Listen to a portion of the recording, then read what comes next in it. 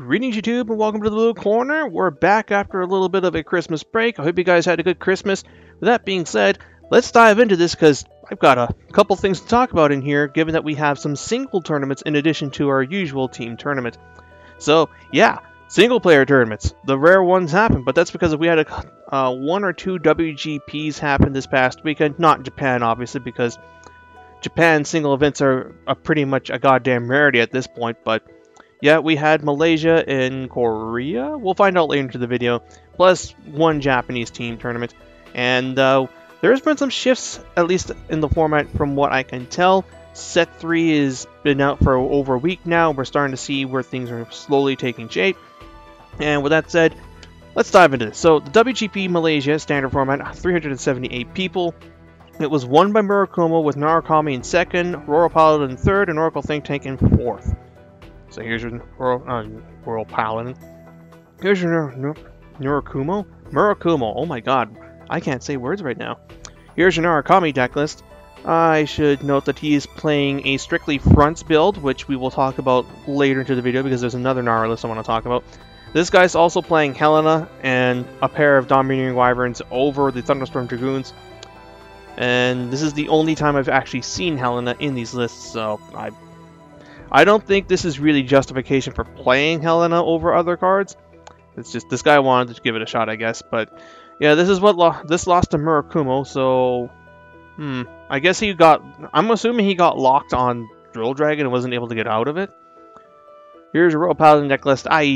This list I just cannot comprehend. I don't think Soul Saver, Exculpate, and Monarch really work that well together. And there's your Oracle Think Tank deck list. Q4 Oracle Think Tank plus new stuff. And yep, so that's it for that. Then we move on to the WGP Korea standard format, unknown players. First place is Royal Paladin, second Murakumo, third was Angel Feather, fourth place is unknown. Only the Royal Paladin necklace is known, at least I was able to get at this time. So this is your more standard looking build. He's playing though 3 Exculpate and 2 Monarchs, but otherwise he's playing K and Bedivere. This one, no. Yeah, this one is not playing Akane. That's what makes this one a bit different from the other lists, is that he opted to just forego that and play the grade 2 that gets just really big. And by not playing Akane, you're not playing Pongal, and you get to play Alan and what's-his-face. You guys know who I'm talking about. Then we have the WGP Malaysia Premium format, which was won by Dimension Police, as shown here. And then we have the WGP Oyakama Premium Tournament, which was won by NLK, most likely. Second place is unknown. Third place was OTT Magus Ichitam. And fourth place was Great Nature Monocle Rhino Zoa, as it's called. I'm going to assume it's a Zoa combo deck, based on that name. So, yeah. Here's your Oracle Think Tank deck list. This guy's playing a pair of the Grade 1 Rabbit that, if I'm correct, is when it's placed, you put a card from your hand to your soul? The only reason why I can think this guy's doing that is so he can put a 3 in the soul in order to turn on your Imperial Daughters and your Deers faster. So you can just ride it, shove a 3 into your soul if you have one too many, and then just immediately get the bonuses of those two. But that's about all I can really think of. If anyone else who's played this deck in Premium can comment on this and explain why the Rabbit is being played, please let me know down below, and I would be appreciative of that. There's your G-Zone. He's playing 2 Globe Magus. And then we got this. I do not know nearly enough about Great Danger to make heads or tails of what this deck is supposed to do. I see your Leopold. I think that's a Big Belly as a backup grade 3, and then you've got this Rhino, which I'm assuming is part of your combo. And he's got the Leopold Stride. And yeah. So this is a thing. Great Nature players, please give your thoughts down below. I'm curious to know what the hell this deck is supposed to do. Then we have the East Japan VG Cup standard format, 39 teams. First place was Royal Paladin, Angel Feather, and OTT going 6-2, 6-2, 5-3. Second place was OTT, Angel Feather, Royal Paladin going 5-2, 8-0, 6-2. Third place was Royal Paladin, Oracle Think Tank, Angel Feather going 7-1, 5-3, 5-3. And fourth place was Narukami, Angel Feather, and Oracle Think Tank. No records for those, and no photograph, I think, for one of those. Clan distribution, we had Angel Feather Oracle Think Tank is the most played, followed by Angel Feather, followed by Royal Paladin, followed by Narus, Neo Nectar, Gold Paladin, Great Nature, Nubatama, and then Spikes, Genesis, and Kagero tied at two players apiece. Okay, well, what can we take from this? Well, I think you might have noticed something, that is Neo Nectar got completely shut out of this top cut. Like, this is the first event I've seen in which there were no Neo Nectar present, which is unheard of given how popular and strong the deck was up until now. But, after talking with some people, as they put it, Royal Paladin is more or less doing Neo Nectar's job, but now better because it too is able to shit out a board, make power columns, but unlike Neo Nectar, it actually has finishers in the form of Monarch Alfred and Exculpate the Blaster, whereas Neo Nectar is just hoping to God that eventually your opponent just cannot survive repeated swings with Cecilia's Power Plus. Now this one is playing the Akane build, so he cut Night Squire Allen out. I actually like the look of this list. Then you've got your Angel Feather, your Oracle Think Tank. Once again, not playing any of the new grade 3s, no witches, no pentagonal. Like, yeah, this is pretty much, I think, where standard Oracle Think Tank is going to be shifting to. Then you have your second place team, also not playing pentagonal. Your Angel Feather, your Royal Paladin. This one is playing 3 Exculpates, so I think the number of Exculpate is what's varying in these decks. Then you got your third place team, Royal Paladin, Oracle Think Tank, also once again playing the Q4 stuff plus new cards. And then you have your Angel Feather, and then we have our fourth place team consisting of Narukami and this Oracle Think Tank deck list.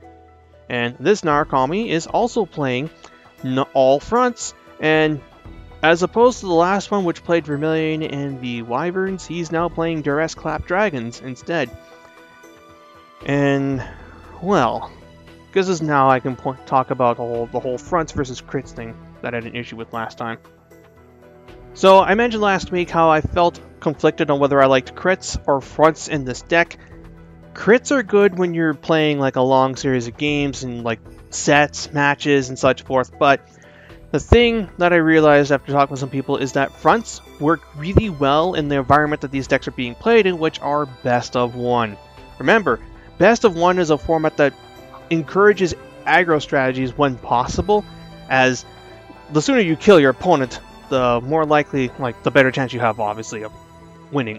Like, I don't know what the hell I was saying there, but, like, fronts work in this environment because you can just simply overwhelm your opponent from the onset, and we have cards that benefit from fronts, such as Phoenix during multi-attack plays, and we are able to make consistent 24k or greater lines, well, 22 to 24 lines, and we're in a format with 2 Protect decks as the best ones of the format, and Nara's match up into Angel Feather and OTT decently well, so these guys are teching their decks out to make the matchups against the 2 most played decks of the format even better.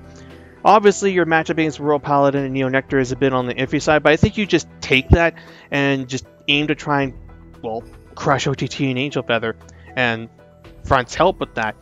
Now, if you were playing in tournaments where best of 3 is more common, then I think crits work better in that regard, but yeah, I'm starting to see why these players are starting to run crits, fronts versus crits, and of the now 4 Narukami decks, have we seen 4? No, I think this is 5 we've seen.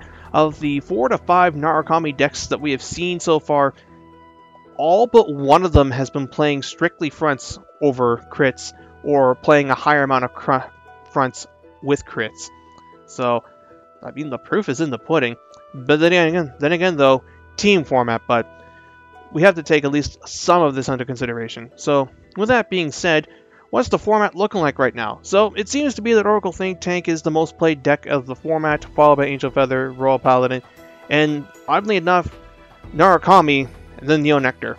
Now, as far as where I would rank everything, I'd say that OTT or Angel Feather is the best deck of the format, with the other one as the number 2. Royal Paladin has managed to usurp Neo Nectar as the 3rd best deck and best Force Clan of the format.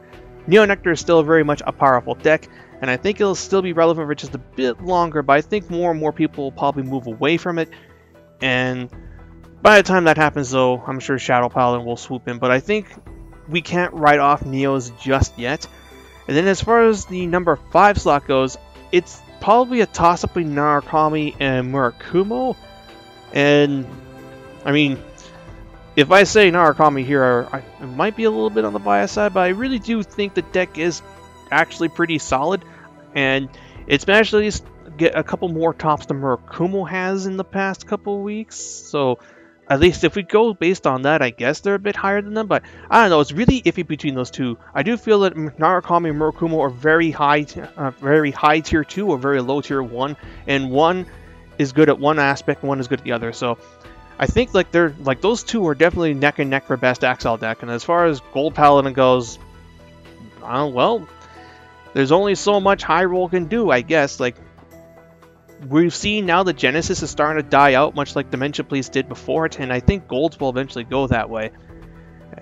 I still can't get over the fact that this happened, though. Like, holy shit. Anyway, though, that's all for this video. I hope you guys enjoyed it.